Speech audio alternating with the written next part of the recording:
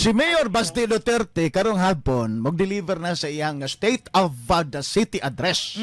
Okay, isip na ba ninyo, Ma'am Beth? Okay.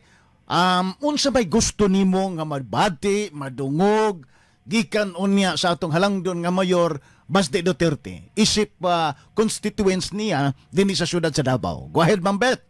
Ang peace and order siguro din sa Davao City. Majority na daw.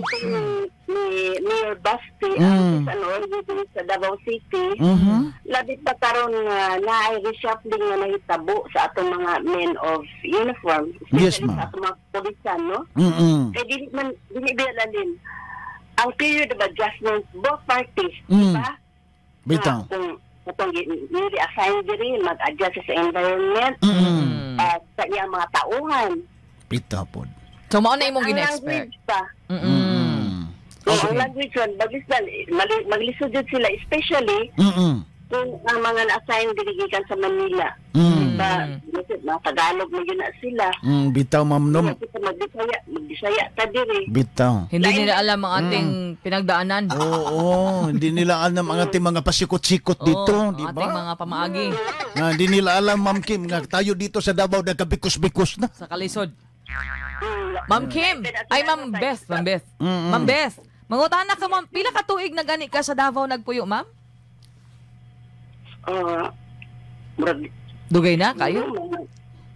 Mga 30 plus. 30. Dugay na yun. 30 plus years. Okay, sige, murag na observe magid po nimo. So mao ni akong question dong Irene. Sige, ikaw na po daw, Day. Compared sa nakalabay na mga katuigan sa 30 years nimo nga stay sa syudad, no? When it comes to kanang security, makaingon ba ka nga naay kausaban in a good way or medyo naatay problema karon sa security dinhi sa syudad? Yes.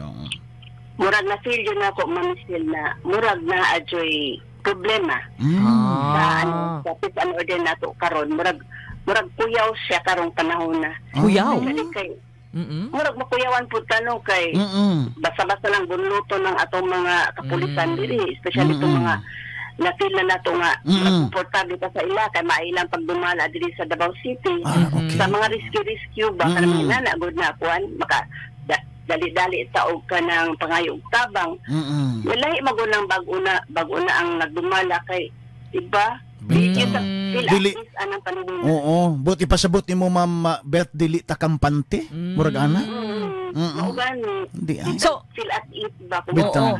So unsa may atong himuan ani, Ma'am, isip mga kuan lang, mga civilian, mga citizen sa Davao. Mag-unsa man ta ani, Ma'am, mga hadlok na bata ani o what should we do? Ha? Vigilant lang yun. Be vigilant. Mag-vigilante lang yun.